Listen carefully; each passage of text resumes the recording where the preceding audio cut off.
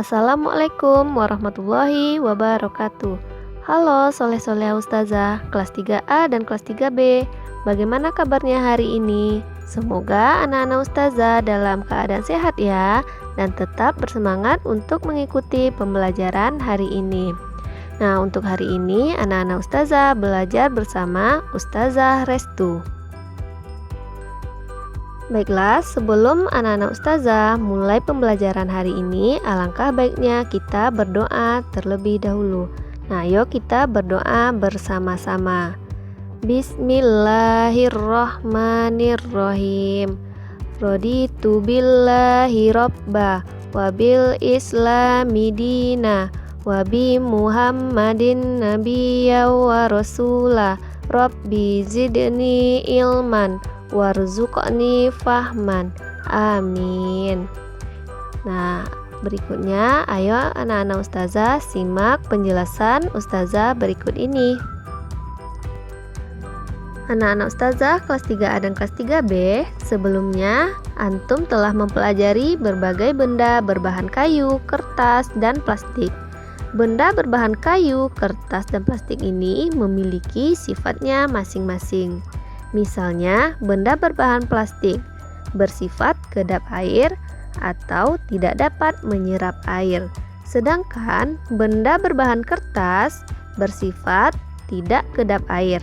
Artinya, benda yang terbuat dari kertas sifatnya dapat menyerap air. Baiklah, hari ini kita akan belajar sifat-sifat bahan pembuat benda lainnya seperti dari kaca, logam, dan karet. Nah, kita mulai dari benda dari kaca.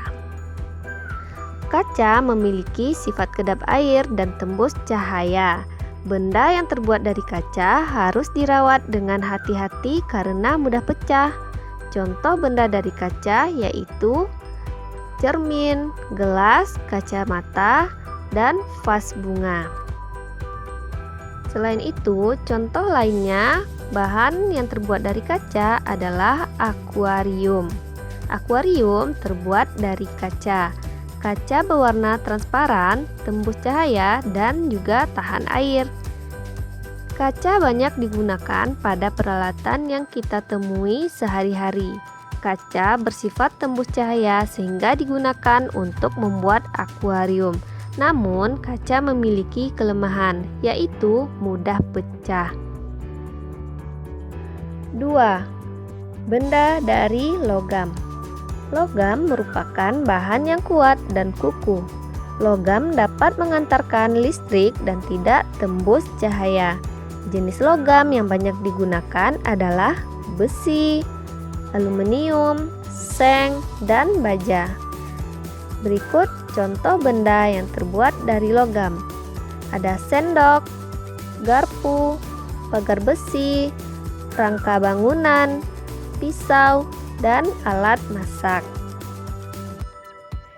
Nah, itulah contoh-contoh benda yang terbuat dari logam.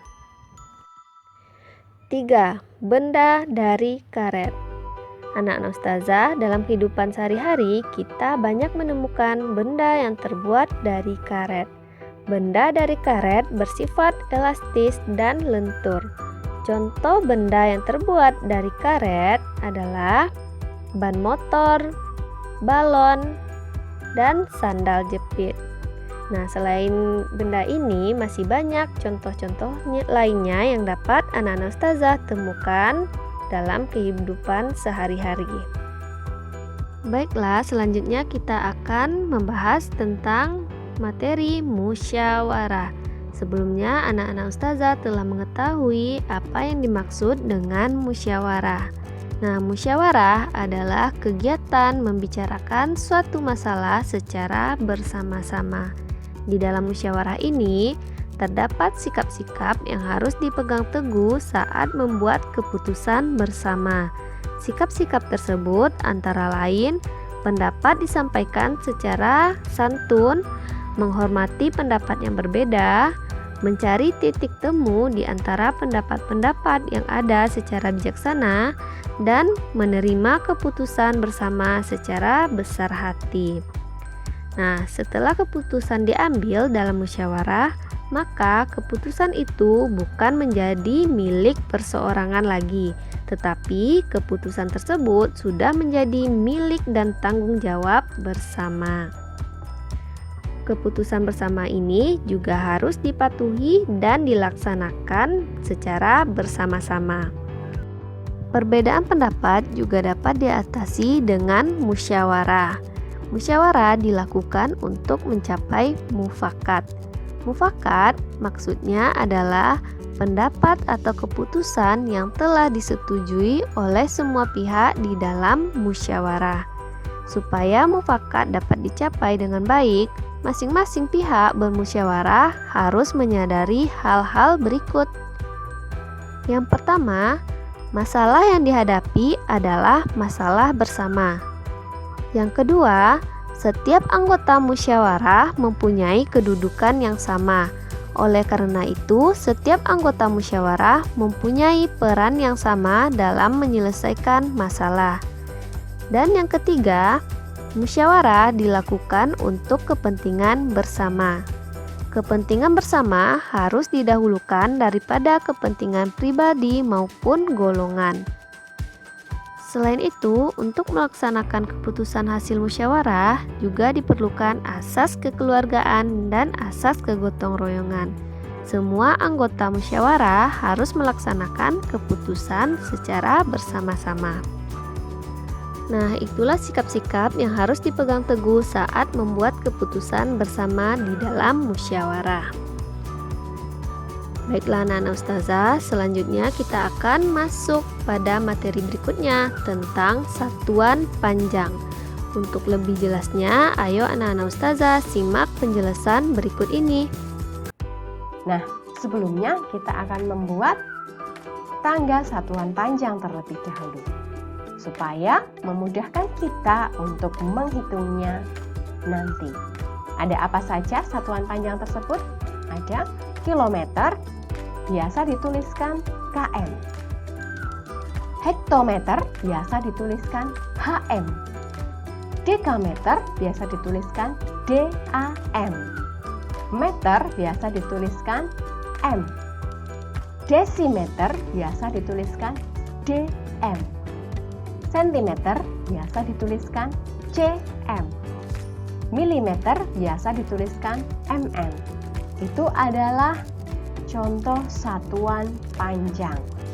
Nah, dalam satuan panjang ini, jika nanti turun satu tangga atau satu tingkat, maka dikalikan 10.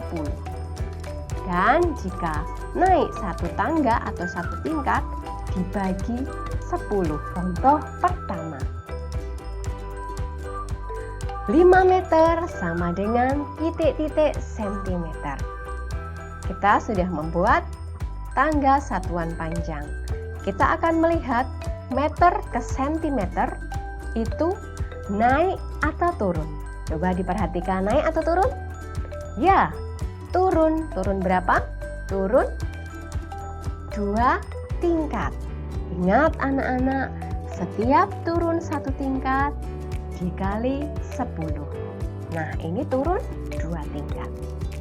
Ibu mempunyai cara mudah anak-anak untuk menghitungnya, yaitu setiap kali turun satu tingkat kita beri angka 0. Turun satu tingkat lagi kita beri angka 0 lagi. Kita coba praktekkan ya. Yang pertama kita tuliskan angka 5 terlebih dahulu. Kita akan menghitung 5 meter sama dengan titik-titik sentimeter. Turun satu tingkat, tambahkan 0. Turun lagi, tambahkan 0 lagi.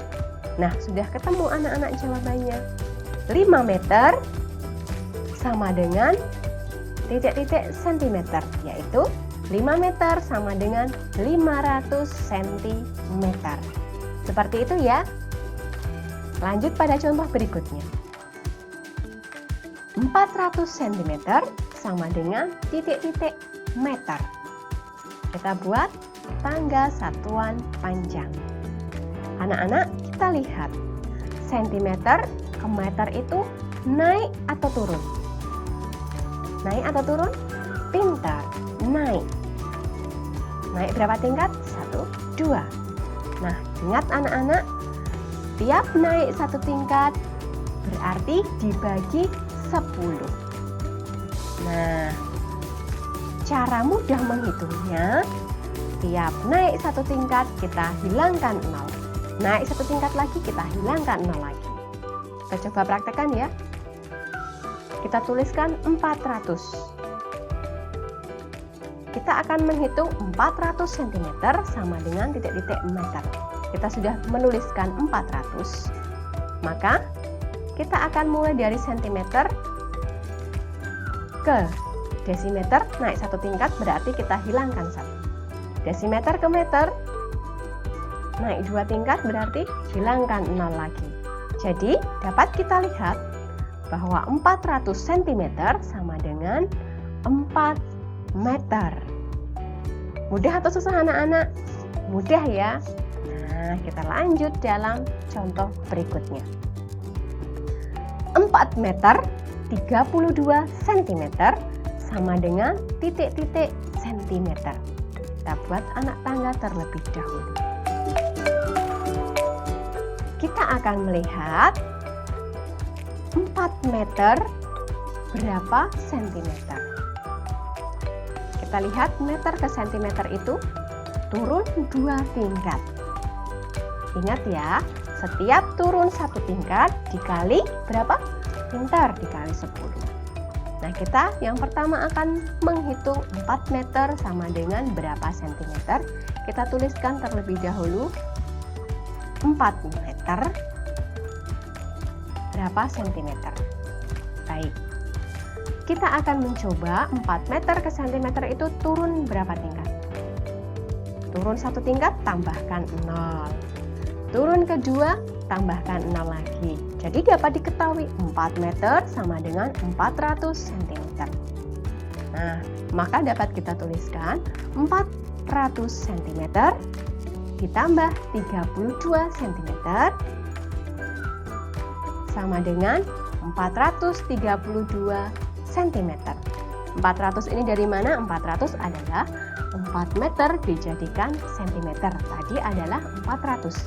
32 cm ini diambil dari 30 cm tadi ya. Jadi 4 meter 32 cm sama dengan 400 cm ditambah 32 cm sama dengan 432 cm. Nah, sekianlah materi yang dapat Ustazah sampaikan.